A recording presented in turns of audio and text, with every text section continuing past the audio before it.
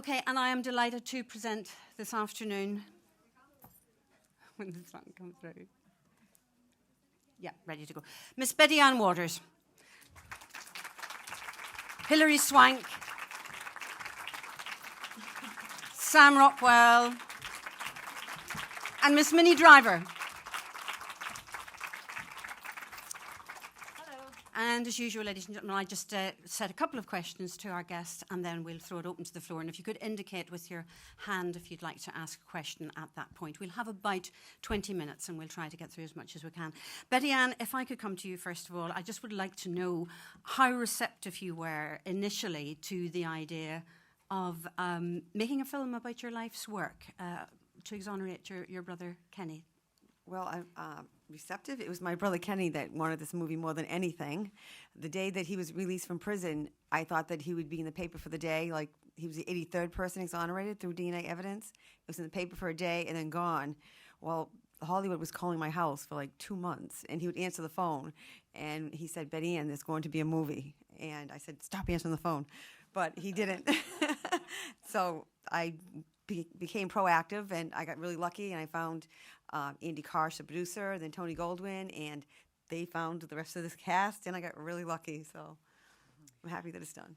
And to all of the cast, what made Conviction stand out for you amongst all the projects that land so regularly on your desks? Hilary?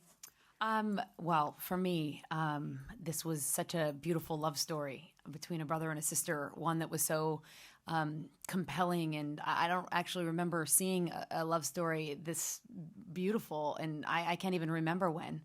So for me, the idea that someone can be so selfless, Betty Ann, is my hero. She's my real life hero for being so selfless and having such a big heart for another human being. It was an honor, and I feel just really grateful for the opportunity to be a part of collaborating and telling this story. You know what's wild is we talked about this a bit, but you know what we do, whilst it's entertaining and it's relevant in its realm, it's not, we're not curing anything, but to tell a story that has a social message that might well educate people or might get them to re-examine either areas of their life or their interaction within their community. I think it's an amazing thing, and it's such an artful, beautiful film in that way, that it's a love story that also has a message that carries on. Yeah, I think that's what makes it unique, is from the typical biopic is the relationship between the two of them, and I think that's what's special about it. I was certainly naive about the judicial system in America, and there's a lot of people who are in prison who are innocent, and the system's very flawed. And this will hopefully, for sure, shine a bright light on that flawed system. And since I know DNA has come into effect, and with the help of the Innocence Project, 259, is it 260 now? 259. Wrongfully accused have been exonerated from prison, and that's only through DNA evidence.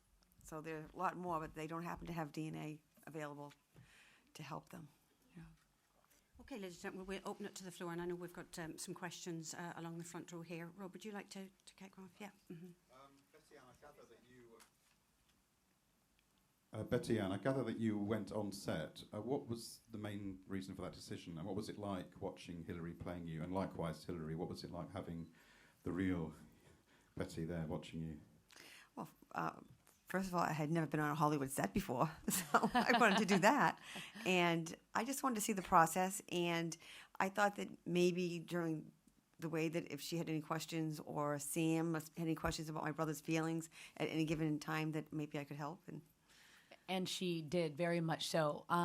The idea of playing a real life person, there's a lot of responsibility that comes with that. I would hate to have been a part of telling a story that when Betty Ann and her family saw it, looked at it and said, what were you thinking? I wouldn't be able to live with that. That's something that I just would be at a disaster.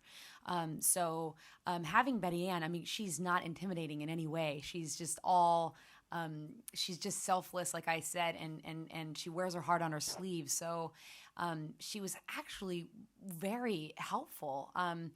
She was never there to say, point a finger or anything. She was always like, an example that Sam and I were using the other day was she would actually, if we had any questions, she'd fill in the blanks. And one of the things that Betty Ann did in a lot of those prison scenes, which were, a lot of the challenging part of the movie, and you can expand upon this if you want, but the idea, of Kenny not playing a victim, or what do you play in those scenes? And Betty Ann said, I was doing this for my brother, and Kenny he was there for me. We were there for each other. So instead of being in this place where you're playing, that was a great objective. What a gift to be able to have been told that in the middle of these really emotional and trying scenes. So. Okay, and there's a lady just in the second row here. Hi, I just wanted to, first of all, congratulate you all. I was very moved by the story, by the performances, and by Betty's strength and power for really going for it and not giving up. I think you've served as an inspiration for us all and for everyone that will watch the film. So I want to thank you for sharing your story with us, first of all. Yeah. It must take a lot of willpower to do that. And I was very interested in asking Hilary and Sam, actually, regarding this story, because you're dealing with more real situations and real people. I was wondering how you went along to actually prepare yourself for this role, whether you prepared for it differently as how you would with other projects, and how the experience was for you. Thank you. Well, as Hilary said, the main thing in those scenes is, which is also what Tony Goldwyn emphasized, is that we take care of each other in those scenes, and that was very important and true to life, but also that we never played the victim, and that was very important. And the scenes were truncated, so we had to bring a lot of life into them. There had to be a sort of a intense emotional kind of preparation before each scene, and whatever stimulates your imagination, it works, And I did some prison research, and I know that Hilary did a lot of research, and thank God we got along too. We had good chemistry. We really did. I had the blessing of being able to meet Betty Ann, but I didn't want to meet her right away because, something as actors we kind of do when we're hanging out, or we do these imitations of people just in general, anyone, it's just part of what we do. And, we observe and I didn't want to be mimicking someone. I didn't want to just get the physicality of it. It was important to understand the heart of this person. What about Betty Ann made her have this drive and determination and great tenacity, and to go against such odds. So I just, for 8 weeks, I had audio tape of Betty Ann speaking to Pamela Gray, our writer, and Tony Goldwyn when they went to talk to her. And I just listened to these audio tapes every day, and listened to the emotion between the lines of what she was saying, what moved her, what angered her, and that was wonderful to be able to have that amount of time to work. And then Sam came on board, and he had a crash course of getting into character, because he came on board like 4 weeks before we started filming. So at that point, he said, I want to meet Betty Ann and the family right away. And I said, I'm coming with you, because this is a great opportunity for us to bond in this experience. So we went to Bristol, Rhode Island, where Betty Ann lives now, and spent the weekend with Betty Ann and Abra. Abra came to visit, and Betty's family. So that was that, and then obviously the accent, I felt bad that she had to learn it. Yeah, we had a great coach, Liz Hamelstein, who helped us all, and obviously these two have great ears, which helps, And I like to think I have one. We didn't have a lot of time, but I think we worked really hard.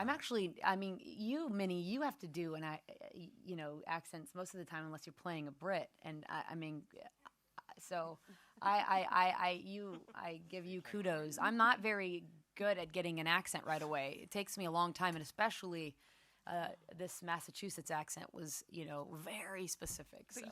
you that's what kept me, because it was unbelievably hard to learn it. But when we were doing it, the fact that you did it so well is what kept me being able to do it. Like, if your accent had been rubbish, I would have been screwed too, Hilary.